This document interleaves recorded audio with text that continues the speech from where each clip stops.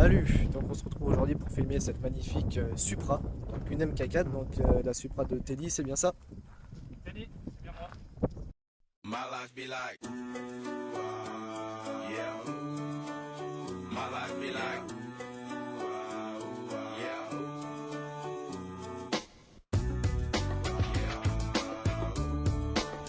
My life be like, yeah. My life be like times like these that make me say, yeah. Lord, if you see me, please come my way. Like leaving brain from your mind straight, yeah. Life sacrifice in the right my life, like living like a fingertip.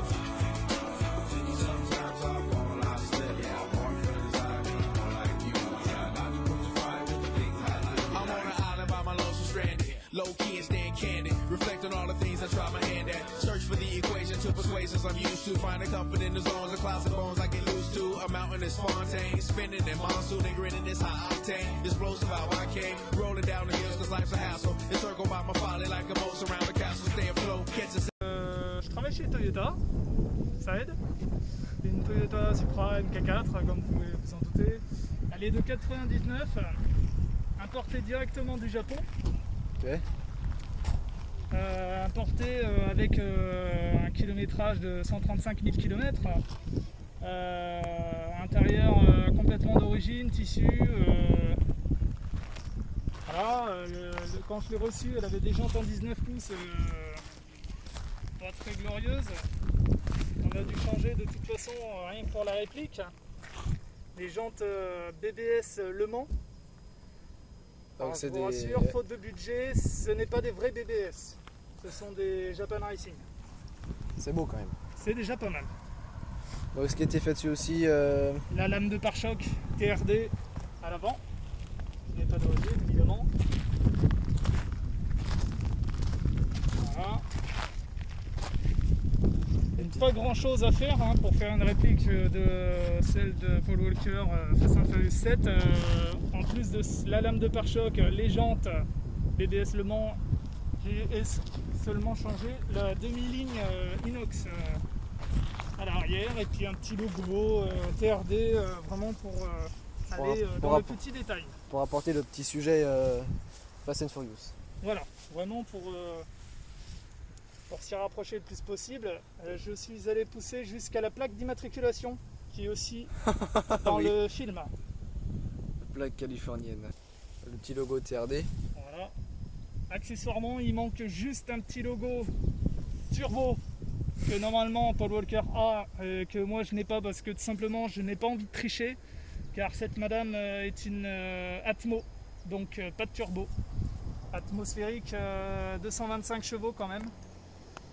Donc c'est quand même suffisant, j'ai envie de dire, pour les sorties dominicales et en France de toute façon, limité à 80, On peut pas vraiment accélérer Voilà. dès qu'on veut quoi. exactement. Donc une petite accélération de temps en temps, ça fait pas de mal, tout en restant dans la limitation, c'est déjà très plaisant. Ce beau bébé, il y en a beaucoup à qui ça va déplaire, mais étant donné importé du Japon, elle a une bride de vitesse maximum, ce qui veut dire qu'arrivé à 180 km/h, Ouais. le moteur se régule. Donc en gros, ça coupe, on va dire, l'arrivée d'essence et puis Ah oui. ça freine quoi, sans prévenir. Ah bon? Donc oui, j'ai fait la mauvaise expérience sur route fermée évidemment. J'étais suivi de près et celui qui était derrière n'était pas prêt lui par contre. Mais heureusement il n'y a pas eu de bobo, voilà, nickel, plus de peur que de mal. Ouais, c'est une bride à laquelle il faut faire attention quoi. Quand on est Exactement. sur circuit. Et puis de toute façon 180 km/h on n'y est Rarement. jamais, quasiment jamais. Une fois juste pour dire j'y suis allé et puis voilà, terminé. C'est vraiment une voiture plaisir pour se promener et puis surtout en hommage au fameux acteur Paul Walker dit Brian O'Connor de Fast and Furious. Donc niveau des freins, parce que Niveau des ça freins, change selon les endroits. Les freins sont d'origine. En fait, il faut savoir que sur les versions turbo, on a des freins déjà beaucoup plus gros à l'avant et à l'arrière. Et les versions japonaises, qui est un turbo ou pas, j'avais cru comprendre qu'elles avaient de toute façon des freins d'origine comme ça. Très sûrement. Voilà. Donc niveau conduite, c'est une anglaise. C'est une Japonaise. japonaise. Japonaise, Conduite à du coup. droite, certes. On fait souvent l'amalgame à partir du moment que le volant est à droite. Tout le monde dit que ce sont des voitures anglaises, mais pas du tout. Ça aurait été une version anglaise. Le petit détail qui change et qui pour moi n'était pas négligeable, c'est le compteur qui était affiché en km/h et non pas en miles. Ah oui. Donc pas besoin de convertir. Parce que de base au Japon c'est en. Au Japon, c'est en kilomètres. Ah oui. Donc c'est bien plus pratique. Surtout si un jour, Dieu me préserve, j'aurais envie de la revendre, ça sera beaucoup plus facile pour le futur acheteur. Bah oui. Mais voilà. Donc, des petits détails Fast and Furious, toujours le petit. Donc, Le petit collier à vide. Toretto, hein, certes Toretto n'a jamais foutu les fesses dans cette Supra, mais Ah si. il y a toujours un petit clin d'œil sympa à faire. Donc sa petite sœur 1.24, voilà. Et aussi le permis de conduire de sa chérie, Mia. Mia Toretto, alias Jordan Bresswer. On a vraiment tout. Voilà. Je pense qu'on a tout dans les moindres détails. Après, chose à savoir, celle de Paul Walker est un tout petit peu plus élaborée que la mienne. Déjà, Le 2JZ et. le 2JZ, Malgré que. le vrai 2JZ. Peut-être sauver le capot pour en parler. J'ai envie de dire le vrai 2JZ, pourquoi? Parce que oui, c'est une Atmo avec quand même le bloc 2JZ. Donc un turbo comme je disais tout à l'heure. Et qui reste quand même sympathique à voir. C'est pas un moteur de 206. Avec le petit détail TRD dessus, bien Voilà. sûr. Alors après qui est un peu chauffé en même temps, ça c'est le genre de détail qu'on peut pas trop regarder. Ah oui. Bon, Ouais, bon après voilà, des petits détails que j'ai rajouté de moi-même, donc le petit bouchon TRD, le petit autocollant avec le filtre évidemment qui va avec, à l'intérieur KN. ah oui, il y en a vraiment partout du Voilà, et le petit sticker TRD sur le bouchon, c'est des tout petits détails que personne ne verra jamais, en tout cas ni dans le film ni en vrai, parce qu'il faut vraiment le savoir. Je suis même allé jusqu'à rajouter le petit capuchon rouge parce que je ne l'avais pas avant. Donc vraiment pour pousser une vis, quoi. Donc voilà. Donc il est prénommé 2JZ. De toute façon, on le voit ici. Hein. On le voit, 2JZ, c'est bien marqué en toutes lettres. Malgré qu'il n'y ait pas de turbo. Donc en fait, c'est pas le turbo qui va faire la prénomination, Voilà. la Là, comme dénomination on voit, plutôt. 2JZ, GE, ce qui veut dire souvent atmosphérique. Si c'était le 2JZ avec turbo, ça serait marqué 2JZ GTE. Il y aurait le petit T entre les deux. Le petit T. Malgré que pour un Atmo, la ligne permet de faire un joli bruit. Exactement. Juste pas grand chose à faire. Et oui, je voulais préciser donc par rapport à celle de Paul Walker, des petits détails du coup que j'ai pas pu vraiment pousser À fond. aujourd'hui. Les jantes, celles de Paul Walker sont normalement en 19 pouces. De par le fait de l'homologation du véhicule, j'ai été obligé de les passer en 18 pouces. Aussi bien pour l'homologation que niveau tarif, ça change tout aussi, hein. Ah. Mine de rien. Elles sont beaucoup moins chères en plus petit. Ah plus c'est petit, moins c'est cher, Moi, c'est cher. j'ai envie de dire. Et qu'est-ce qu'il y a d'autre que j'ai fait malgré les moyens aussi, et puis le fait qu'on soit en France, ça change beaucoup de choses aussi. La rabaissée. Celle de Paul Walker est légèrement plus rabaissée que ça. En France, vous vous doutez bien qu'avec tous les ralentisseurs qu'on a, Les dodanes, c'est vite à frotter. voilà, donc la frotter forcément plus d'une fois, hein, obligé de refaire la peinture Ah oui. au moins une fois depuis que je l'ai fait. Donc voilà, rabaissé, qu'est-ce qu'il y aurait eu d'autre? Comme je disais, le petit logo turbo sur la malle arrière. Extérieurement, rien de plus. Par contre, intérieurement, dans le film, elle a les sièges baquets Sparco. Et ici, Et si on reste en siège d'origine, qui sont en tissu, mais niveau forme plutôt sympa et plutôt confort. avec bien sûr 4 places. Hein. 4 places, 4 sièges et homologué 4 places. Je tiens à préciser. Ce qui n'est pas toujours le cas. Moi, on m'avait promis déjà au début qu'elle serait homologuée seulement 2 places. Et finalement, petite surprise, à la fin, on m'a dit finalement 4 places. Je prends. Ah. Je prends On finalement. Voilà, c'est Ah. pas plus mal. Ce petit accessoire aussi qu'on voit. Hein. Voilà, ça c'est du fait maison, c'est ma petite touche perso, extincteur, bouteille de nose. Bien sûr, Toujours sympa à voir. et c'est un extincteur. Et oui, c'est un extincteur. Comme beaucoup de personnes peuvent se faire avoir. Mais ça rajoute sa petite touche quand même d'un peu film. Voilà, exactement. Bon. Donc je disais celle du film, elle a des sièges de Sparco, mais celle de Paul Walker dans la vraie vie, lui, avait les sièges d'origine, mais en cuir noir. Cuir Je noir. pense que Ah oui. oui, exactement les mêmes sièges, mais noir, en cuir. Et je pense que niveau tarif, ça me reviendra beaucoup moins cher de faire ça que d'acheter 2 Sparco, en plus qui ne seront pas du tout pratiques pour moi, qui suis papa d'une petite fille de 10 mois aujourd'hui.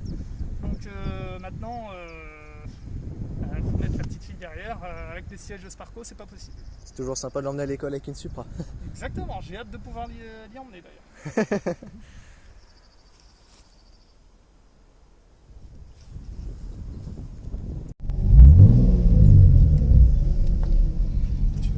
Par contre, tu vas refaire un GPS au cas où. Ouais, bah, je vais te le faire, t'inquiète.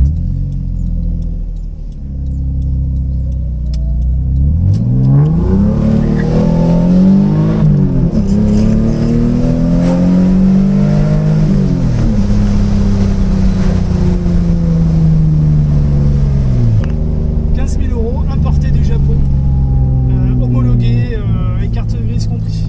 Et dans les 15 000 €, sachant que j'ai fait un petit crédit, tout droit. La merde. C'était là, pardon. Désolé, j'étais un peu tardif là.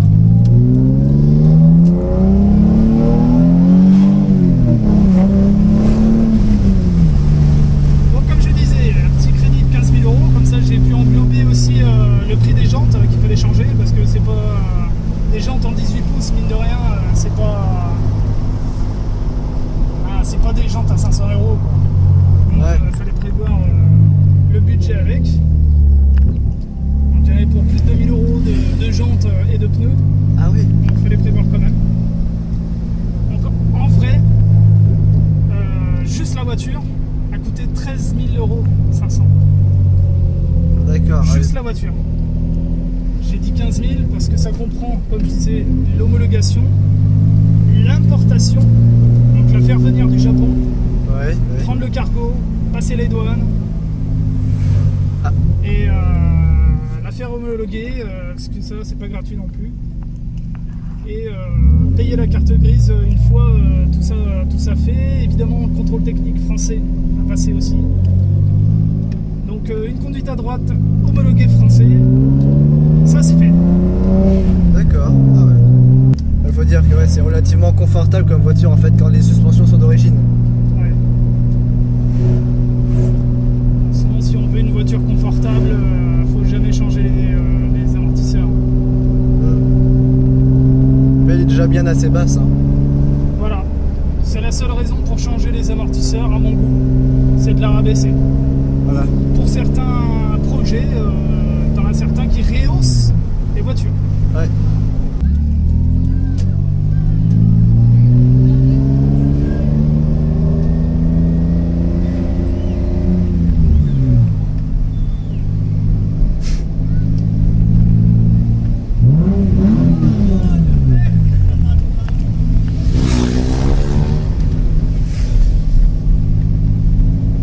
C'est vrai que dès qu'on roule, Voilà.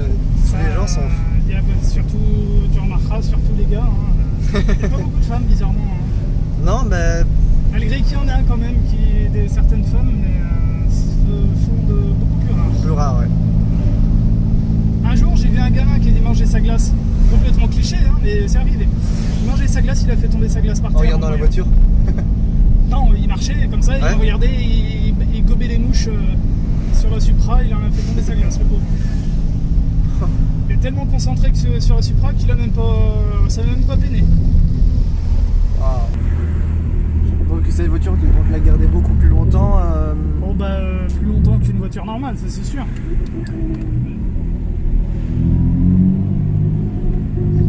Bon enterrement du garçon? Ouais.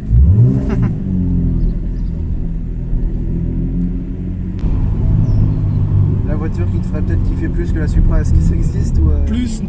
Enfin, Vas-y. une voiture japonaise qui me fait aussi bader, si seulement j'avais les moyens, c'est la Lexus Elefa Wow, ce bruit de V10. de V10 ouais, Ah, il est dingue. qui font hérisser le poil de plus d'un. Ah bah c'est une Formule 1 après. Voilà. Donc, sinon, pour rester raisonnable dans le même style que la Supra, ça serait la Nissan Skyline R34. Parce que pour rester dans le même prix, il faut que ça soit une GTT. GTT. Une GTR sera le même prix qu'une biturbo, donc inaccessible, c'est-à-dire dans entre 50 et 60 000 euros. J'en ai vu à 80 000, mais des trucs Voilà. de fou quoi. Donc, et encore, moi je te dis ça, c'est les prix les plus intéressants. Hein. C'est pour ça qu'une GTT reste intéressant encore aujourd'hui. Et sinon, un jour, ouais, je concrétiserai mon premier rêve, passer sur une Volkswagen Coccinelle pour faire la fameuse choupette. Un jour. Le projet choupette. Projet choupette, ouais.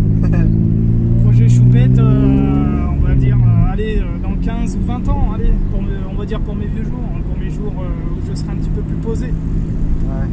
Comme je disais, l'intérieur a pas mal vieilli en fait. Hein. Non, ça se porte bien, franchement.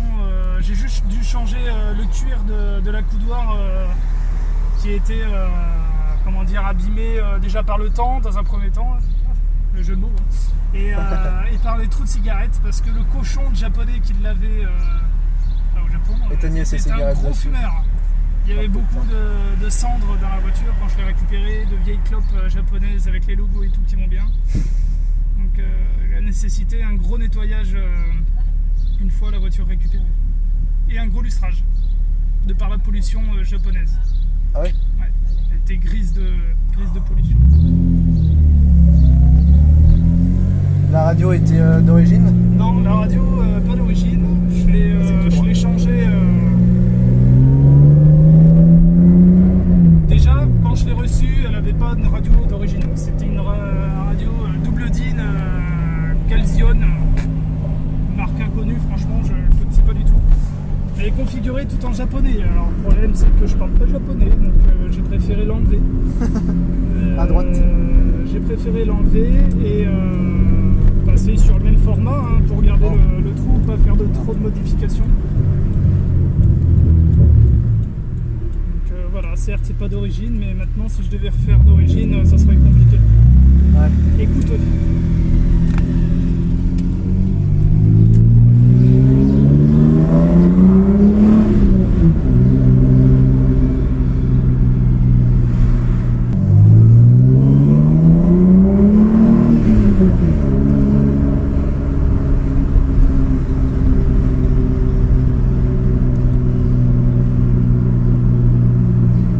Niveau mécanique, il y a eu des problèmes sur cette voiture ou Sur la mienne en particulier ou en général? bah, Sur le Supra. déjà sur celle-là peut-être? Déjà sur la mienne, non, j'ai pas eu de problème. Déjà c'est une voiture qui est relativement saine, qui malgré la cendre à l'intérieur a quand même bien été entretenue. La distribution avait déjà été faite par le japonais. Distribution que j'ai fait refaire chez Toyota quand je l'ai eu, allez, peut-être un an après, parce que voilà, faut payer quand même la distribution. Faut encore, c'est pas une distribution de 206. Donc voilà, il fallait lâcher un bon billet de 500 juste pour les pièces déjà. Donc voilà. Donc distribution, puis pneus et vidange quoi. Donc pas de problème en fait. Parce que sur les Supra, il y a des problèmes connus peut-être? Pas que je sache. Pas que je sache.